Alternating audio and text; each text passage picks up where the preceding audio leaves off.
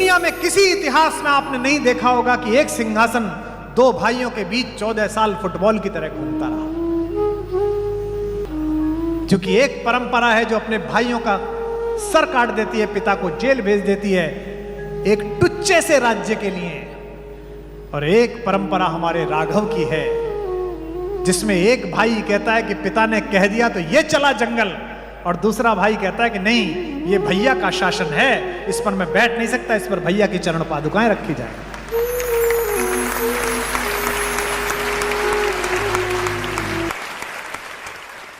इस कहानी को यह मत सुनिए कि एक कथा है, इसका प्रतीक शास्त्र अपने बच्चों को सिखाइए। मुझे नोएडा के एक बहुत बड़े बिल्डर हैं, एक दिन उनका फोन आया मेरे पास दूसरी लहर के बाद, कुमार भाई वो जो हमारा सैनिक फार्म में फार्म हाउस है वहां अपने अपने राम कराना है 3 दिन का। 4 वर्षों से सोच रहा था, अब जाके ऐसी स्थिति आई है।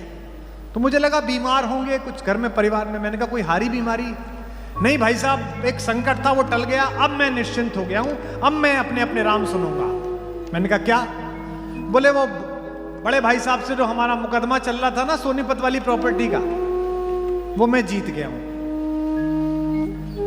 भाई से मुकदमा जीतकर भरत और राम के प्रेम की कहानी सुनना चाहते।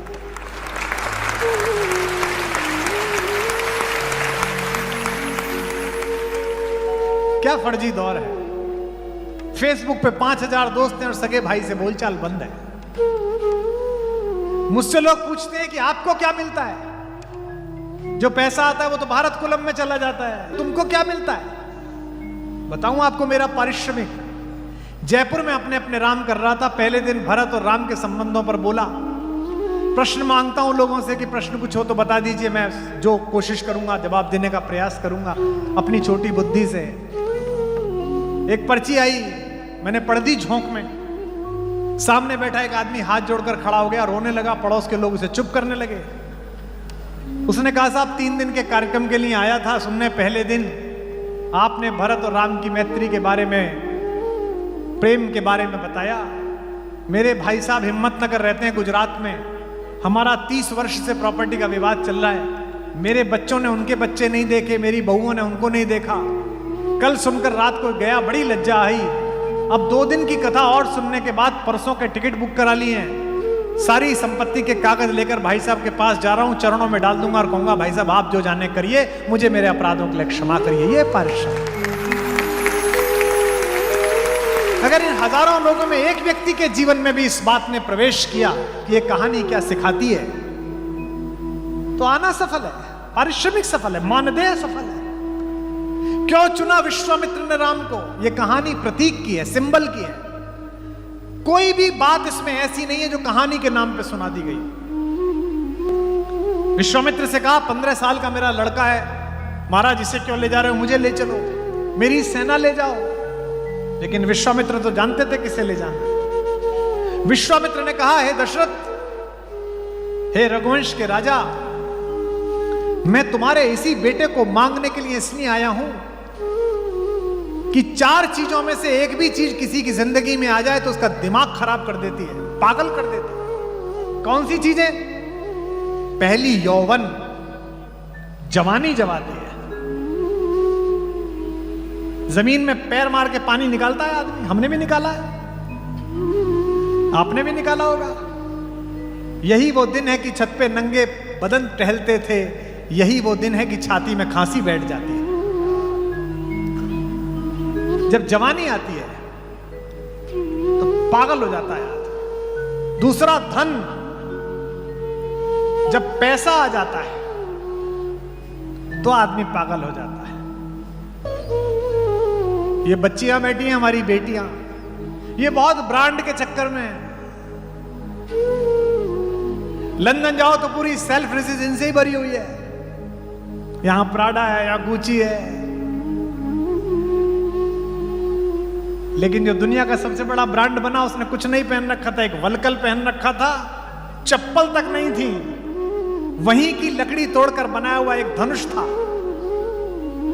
जंगल की लकड़ी से बनाए हुए बाण थे, और जिससे लड़ा उसके पास सब कुछ था। तो दूसरी चीज होती है धन। और तीसरी चीज होती है संपत्ति, वही खानदानी रईस। इसका लोभ नहीं छूटता। हमारे एक मित्र हैं, मुझे एक साधु से मिलाने ले गए। बड़ा सम्मान है साधुओं का, जीवन दे देते हैं लोग बाग, सन्यास ले लेते हैं। मेरी तो हिम्मत अभी तक नहीं हो रही। मन बीच में उमगता है कि छोड़ के चलूं, तो कुछ ना कुछ सामने दिख जाता है, पुत्री की शादी, भारत कुलम, और फिर अचानक रात को जागता हूं कि पता नहीं किस दिन सुबह उठ के कपड़े छोड़ के दूसरे पहन लूं। लेकिन बड़े लोग हैं जो छोड़ देते हैं। तो मैं गया साधु से मिलने, वो बहुत बड़े उद्योगपति थे, अचानक साधु हो गए।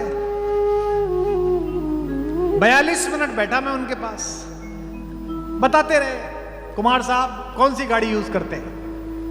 मैंने कहा महाराज गाड़ी का क्या है, किसी में भी आ जाता। फिर भी महाराज मर्सिडीज में आया था, मेरे पास भी एस क्लास थी। कुमार साहब जब मैंने संन्यास लिया 427 करोड़ का टर्नओवर था उस साल मेरा। कुमार साहब मेरा मैनहट्टन में भी एक फ्लैट था, मेरा वहां सेंट्रल लंदन में भी एक मकान था। बाहर निकला तो वो सज्जन जो लेके गए थे बोले कितने त्यागी हैं हमारे महाराज जी, सब कुछ छोड़ दिया। मैंने कहा कहां छोड़ दिया? 19 बार जिक्र कराया कि जो छोड़ के आया, तो पढ़ा कहां से? अभी तो पढ़ा ही हुआ है।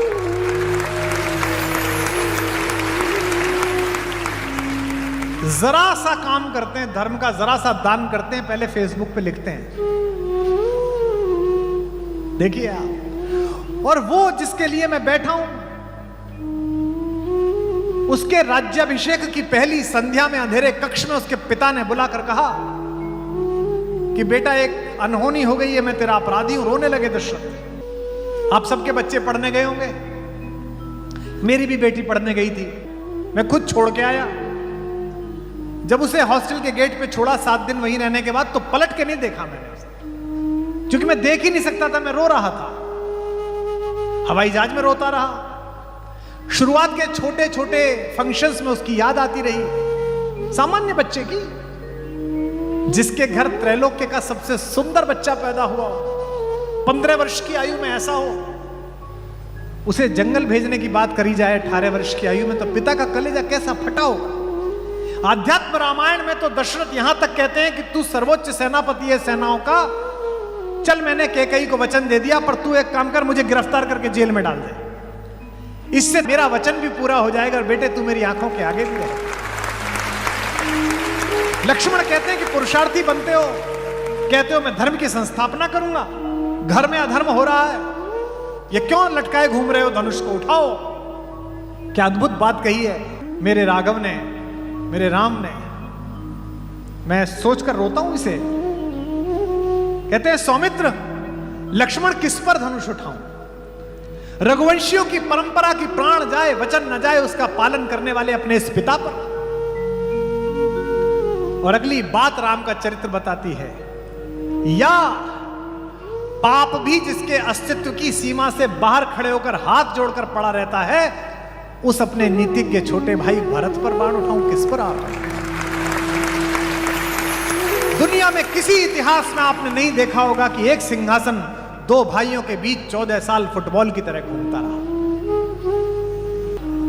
क्योंकि एक परंपरा है जो अपने भाइयों का सर काट देती है, पिता को जेल भेज देती है एक टुच्चे से राज्य के लिए, और एक परंपरा हमारे राघव की है जिसमें एक भाई कहता है कि पिता ने कह दिया तो ये चला जंगल, और दूसरा भाई कहता है कि नहीं, ये भैया का शासन है, इस पर मैं बैठ नहीं सकता, इस पर भैया की चरण पादुकाएं रखी जाए।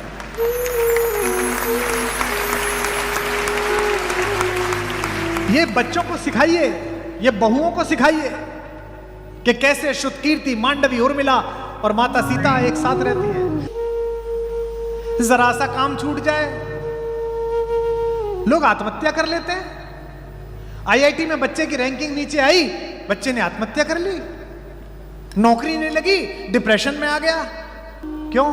बाकी सब सुना था बेटा, राम कहानी नहीं सुनी थी।